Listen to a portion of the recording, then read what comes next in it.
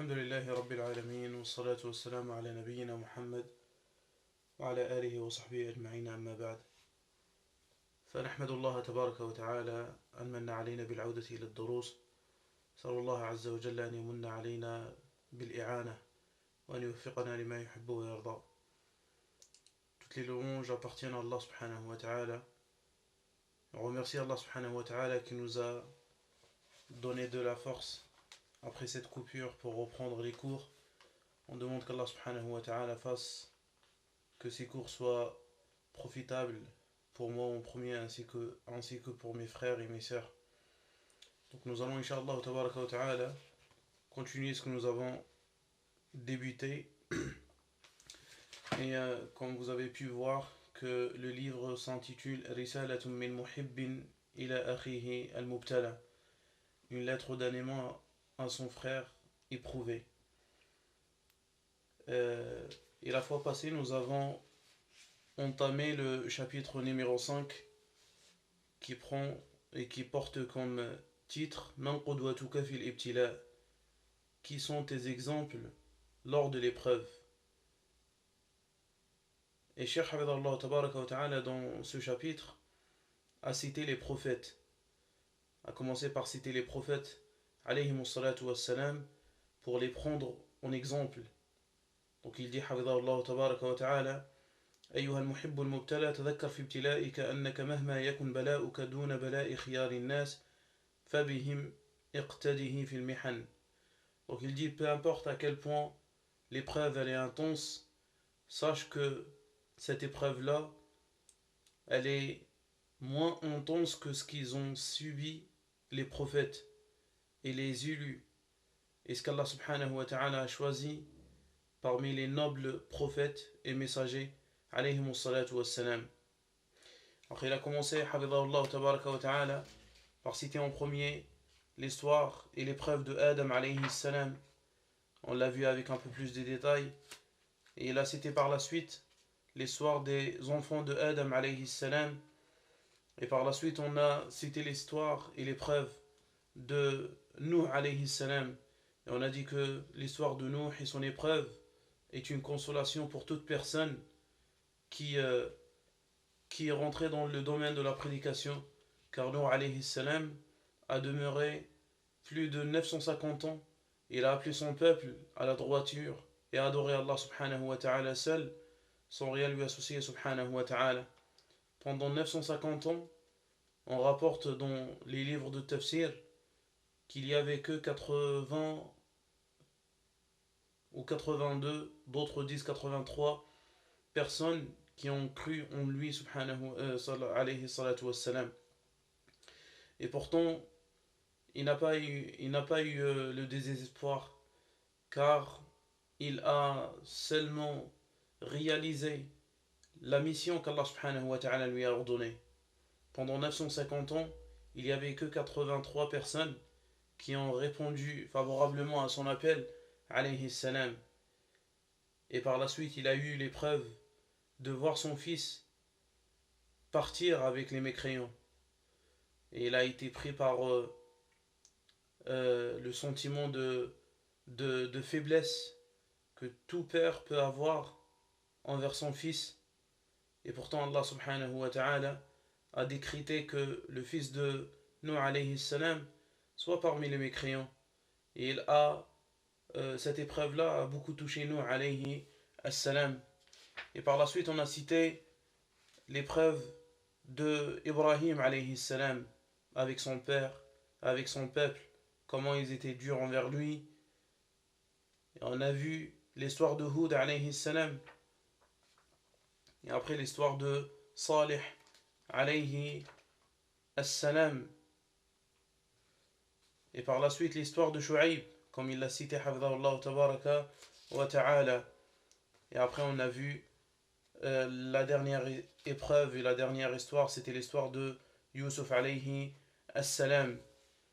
Donc il continue hafidhahullah tabaraka wa ta'ala, il dit ويشبه هذا ما جرى ليونس عليه السلام فالتقمه الحوت وهو مليم فلولا أنه كان من المسبحين للبث في بطنه إلى يوم يبعثون فنبذناه بالعراء وهو سقيم وأنبتنا عليه شجرة من يقطين وأرسلناه إلى 100,000 أو يزيدون فآمنوا فمتعناهم إلى حين.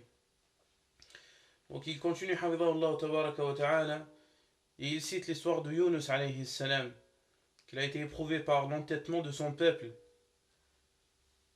Allah subhanahu wa ta'ala nous dit, dans la traduction approximative du verset, la poisson l'avala alors qu'il était blâmable. S'il n'avait pas été parmi ceux qui glorifient Allah, il serait resté dans son ventre, ça veut dire le ventre de la baleine, jusqu'au jour de la résurrection. Et cela nous attire notre attention. C'est-à-dire la personne et le croyant a plus besoin d'œuvrer au moment de l'aisance que dans les moments de la difficulté. Regardez Yunus alayhi salam, Allah Azza wa Jal nous dit à propos de lui, فَلَوْلَا أَنَّهُ كَانَ مِنَ الْمُسَبِّحِينَ. S'il n'était pas parmi ceux qui glorifient Allah subhanahu wa ta'ala abondamment, il serait resté dans son ventre jusqu'au jour de la résurrection. Et au moment de l'aisance, le croyant doit s'efforcer, doit redoubler ses efforts, puisqu'il est en bonne santé et qu'il n'est pas malade, puisqu'il est en sécurité, et ainsi de suite. C'est-à-dire on a besoin d'œuvrer pieusement pendant la période de l'aisance, quand on n'a pas d'épreuve, que d'œuvrer et de chercher à réaliser des bonnes actions dans les moments de la difficulté. Raison pour laquelle le prophète sallallahu alayhi wa sallam nous dit Irtanim khamsan qabla khams. Profite de 5 choses avant l'arrivée des autres 5. Il en a cité par exemple Shababaka qabla haramik, ta jeunesse avant ta vieillesse. C'est-à-dire la personne quand elle est jeune, elle a de la force, elle peut s'accomplir des bonnes actions avec une facilité. Contrairement à la personne qui est vieille, elle trouve une difficulté pour accomplir les bonnes actions, pour se précipiter vers les bonnes actions. Sauf, subhanallah, ce qu'on voit actuellement, c'est le contraire. On voit par exemple les personnes qui ont l'âge avancé sont ceux qui se maintiennent réellement sur la droiture. Lorsqu'on rentre dans les mosquées par exemple, on trouve ceux qui ont plus de 70 ans ou 80 qui s'occupent le premier rang dans les mosquées. Et on voit les jeunes qui viennent en retard ou qui ne viennent pas. Donc, on a dit, il y a un proverbe qui dit que le cœur ne vieillit pas, le cœur qui s'élève sur la bonté, qui s'élève sur l'accomplissement des bonnes œuvres, il ne vieillit pas. Donc ces personnes-là, même ils ont le corps faible, mais ils ont plutôt le cœur fort. Et généralement, le corps suit le cœur. Donc il dit, Hafidhahullah tabaraka wa ta'ala, à propos de Yunus alayhi salam, فنجاه الله عز وجل من سجنه المتنقل ببطن الحوت في المحيط الكبير في ظلمات البحر. Donc Allah subhanahu wa ta'ala a sauvé son prophète Yunus alayhi salam quand il était dans le ventre de la baleine. Et il était dans 3 obscurités. L'obscurité de la nuit, l'obscurité de la mer et l'obscurité du ventre de... Il dit وَلَنْ يَغْلُبَ عُسْرٌ يُسْرَيْنِ فَتَأَكَّدْ مِنَ الْفَرَجِ بَعْدَ مَيْنِ وتيقن أن الأمور بيد الله تبارك وتعالى يفعل ما يشاء لا معقب لحكمه وهو العزيز الحكيم. Donc sache que la délivrance viendra tôt ou tard, et place ta confiance en Allah subhanahu wa ta'ala. Et à Allah subhanahu wa ta'ala appartient toutes les choses. C'est lui subhanahu wa ta'ala qui a prescrit toutes choses. Et c'est lui subhanahu wa ta'ala le tout-puissant, le souverain, le sage. Il a prescrit toutes choses avec une connaissance parfaite, subhanahu wa ta'ala. Et il fait ce qu'il veut de ses serviteurs. Il les éprouve parce qu'il veut, subhanahu wa ta'ala. Et personne ne peut repousser son destin et ce qu'il a prescrit, subhanahu wa ta'ala. أيها المحب المبتلى بليت بالمرض فهاك قدوة لك نبي الله أيوب عليه السلام إذ ابتلاه الله عز وجل بالمرض وتخلى عنه كل صاحب غرض ولم يبق معه إلا زوجته الوفية وأصبح مقعدا في الفراش بلا أنس ولا مال ولا ذرية. واسمع إلى قول الله تعالى: وأيوب إذ نادى ربه أني مسني الضر وأنت أرحم الراحمين فاستجبنا له فكشفنا ما به من ضر وآتيناه أهله ومثلهم معهم رحمة منا من عندنا وذكرى للعابدين. Il dit, Hamidahullah tabaraka wa ta'ala, ô toi la personne éprouvée, ô toi la personne éprouvée par la maladie, voici un exemple à suivre dans ton épreuve. C'est l'exemple de Ayyub alayhi salam, car il était éprouvé par la maladie. Et Allah subhanahu wa ta'ala nous dit, وَأَيُّوبَ إِذْ نَادَى رَبَّهُ أَنِّي مَسَّنِيَ الضُّرُّ وَأَنْتَ أَرْحَمُ الرَّاحِمِينَ. Et lorsque Ayyub dit: ô mon Seigneur, le malheur m'a atteint, il m'a touché, et tu es certes le tout miséricordieux des miséricordieux. Et Allah subhanahu wa ta'ala dit par la suite: nous l'exaucâmes, enlevâmes le mal qu'il avait. Yunus alayhi salam, il a été éprouvé dans sa santé, jusqu'à ce qu'on voyait la chair qui tombait de son corps, et on voyait à travers les os. Et tout le monde l'a délaissé, que ce soit ses enfants, ses proches, ses personnes qui l'entouraient, et personne ne restait avec lui, si ce n'est son épouse, fidèle.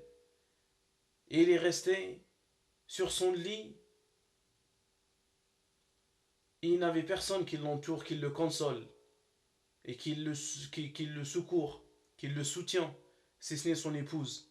Et Allah subhanahu wa ta'ala dit: wa Ayyuba idh nada rabbah. Regardez comment Ayyub, il a invoqué son Seigneur subhanahu wa ta'ala.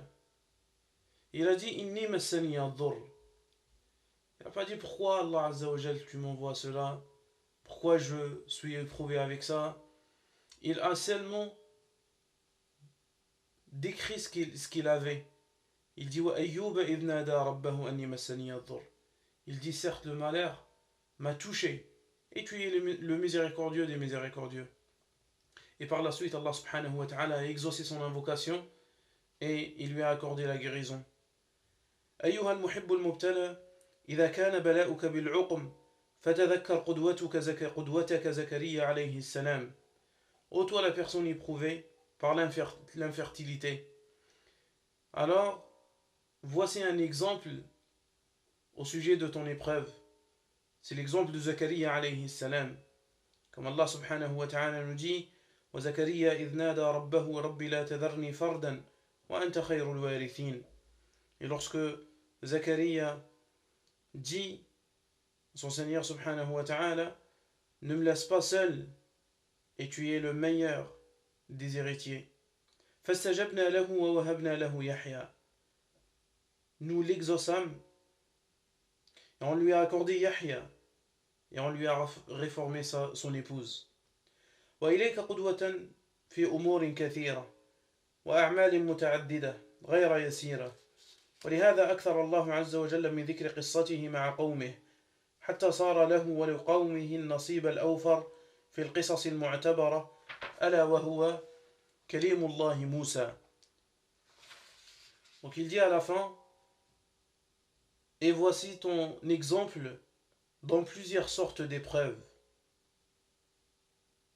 Raison pour laquelle Allah subhanahu wa ta'ala a cité beaucoup son histoire dans son livre subhanahu wa ta'ala. C'est l'histoire de Kalimullah Moussa, celui à qui Allah subhanahu wa ta'ala lui a parlé directement, Moussa alayhi salam. فينبغي لنا أن نتدبر قصصه. Nous devons donc méditer ces histoires. وأن نتأمل في سيرته فإن فيها السلوى في كل مصيبة. Car il y a à travers de son histoire une consolation pour toute épreuve et tout malheur. والقدوة في كل حالة وبلية. Et c'est un exemple à suivre dans toute chose qui touche le serviteur par le mal. Moussa alayhi salam, Allah subhanahu wa ta'ala a cité son histoire dans plusieurs versets et dans plusieurs reprises. C'est lui qui a cité le plus, subhanahu wa ta'ala, son histoire dans son livre. Et tout ça, subhanallah, certains savants, ils ont dit la raison pour laquelle il y a une sagesse, pour laquelle Allah subhanahu wa ta'ala a cité beaucoup l'histoire de Moussa alayhi salam par rapport à d'autres prophètes, pour consoler son prophète Muhammad sallallahu alayhi wa sallam. Car dans plusieurs reprises, Allah subhanahu wa ta'ala commence par citer l'histoire de Moussa alayhi salam et il l'a fait suivre par une consolation à notre prophète Muhammad sallallahu alayhi wa sallam. C'est comme s'il lui dit, voici ce qu'il avait Moussa alayhi salam. Il avait des épreuves dures et pourtant il a patienté. C'est une sorte de consolation et un secours et une aide pour le prophète sallallahu alayhi wa sallam.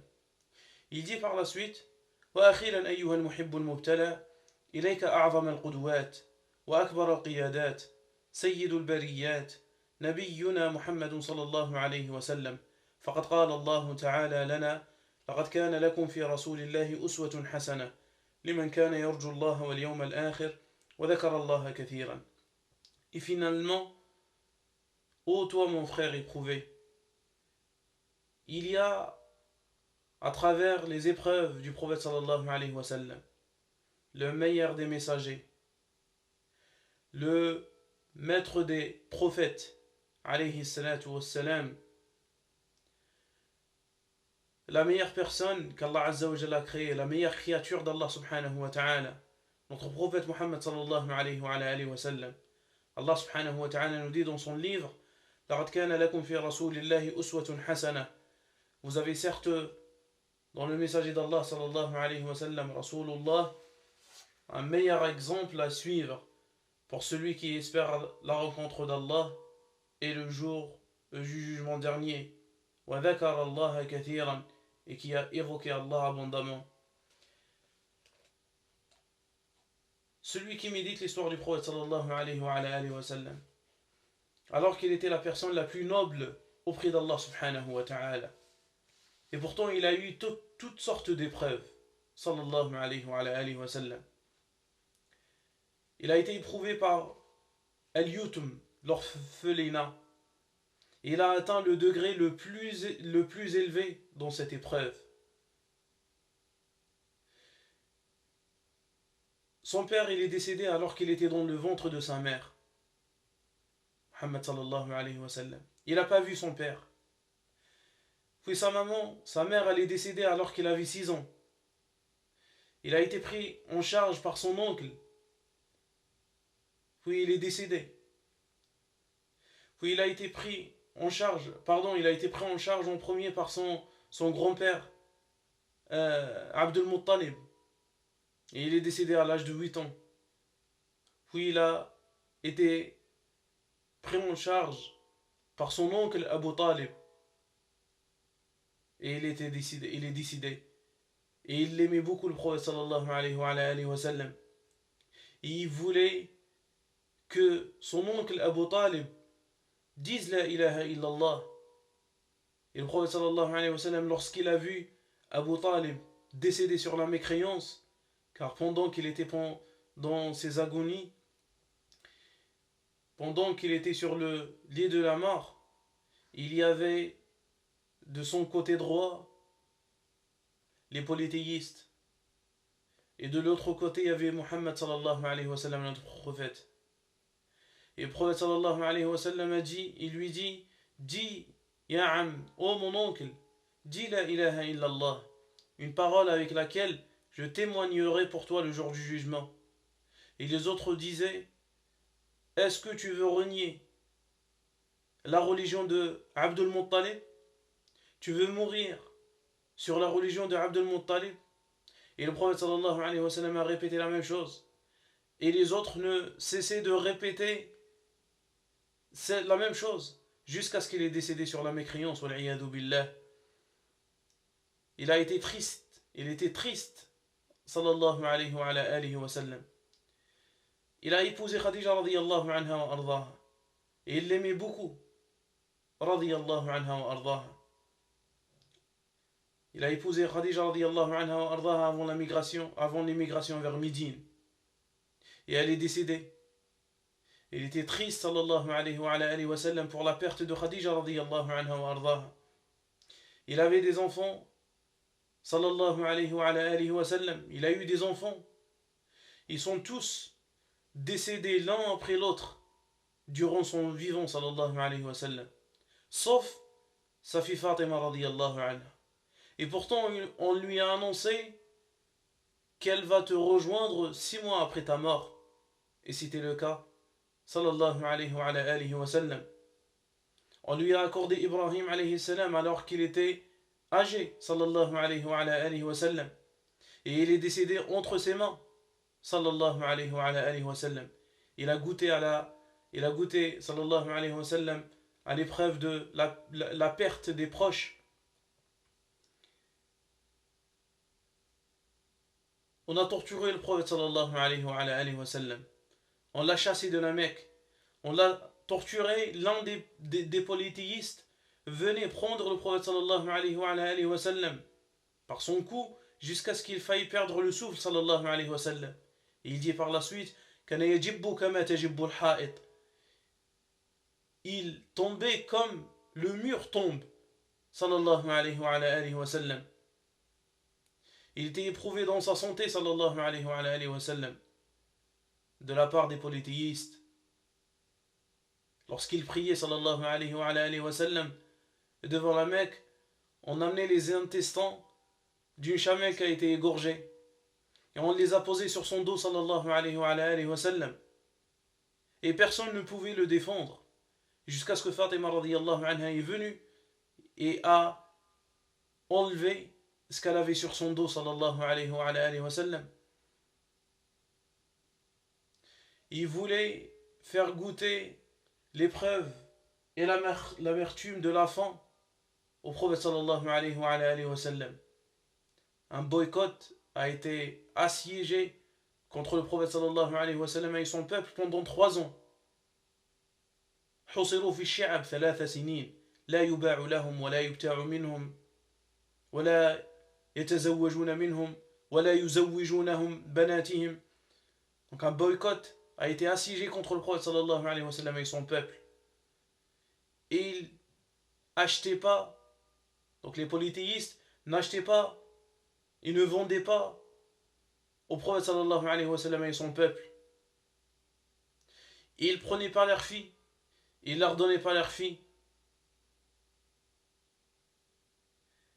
Pendant 3 ans, ils n'avaient pas de quoi manger.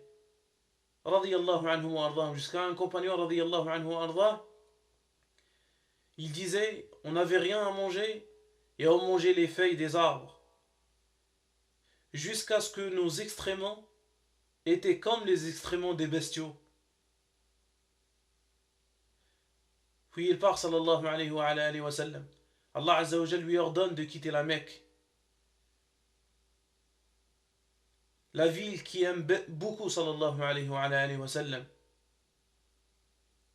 Il lui a ordonné de quitter la Mecque, ils l'ont chassé, ils l'ont viré de sa ville. Il part à la Mecque, il part à Médine sallallahu alayhi wa sallam. Il y a à Médine une autre sorte d'épreuve, car il va venir chez les Juifs et les hypocrites. Ils vont l'accuser dans son épouse, Aïcha radiyallahu anha wa ardaha. Ils ont accusé Aïcha radiyallahu anha wa ardaha. Et c'était une épreuve très difficile, que ce soit pour le prophète sallallahu alayhi wa sallam ou pour sa famille, Aïcha radiyallahu anha wa ardaha. Ils voulaient le tuer sallallahu alayhi wa sallam par toutes sortes de ruses et de pièges. Et pourtant quelle était la personne la plus aimée auprès d'Allah subhanahu wa ta'ala. Donc celui qui pense qu'Allah subhanahu wa ta'ala n'éprouve pas ceux qui se rattachent à la religion, ceux qui cherchent à se rapprocher à Allah subhanahu wa ta'ala, ceux qui font des bonnes actions, ils se trompent très certainement. Au contraire, plus la foi augmente, plus l'épreuve s'intensifie. Et Allah subhanahu wa ta'ala éprouve les personnes qui ont la foi la plus élevée, afin de les tester, afin de les éprouver. Allah azza wa jalla a éprouvé ceux qui sont meilleurs que nous. Il a éprouvé les prophètes, il a éprouvé les messagers. فنسأل الله سبحانه وتعالى بأسمائه الحسنى وصفاته العلى. Donc on s'arrête sur ce point, Inch'Allah tabaraka wa ta'ala. Et on va continuer, Inch'Allah tabaraka wa ta'ala, dans les prochains cours. هذا والله أعلم. سبحانك اللهم وبحمدك. أشهد أن لا إله إلا أنت أستغفرك وأتوب إليك. والسلام عليكم ورحمة الله وبركاته.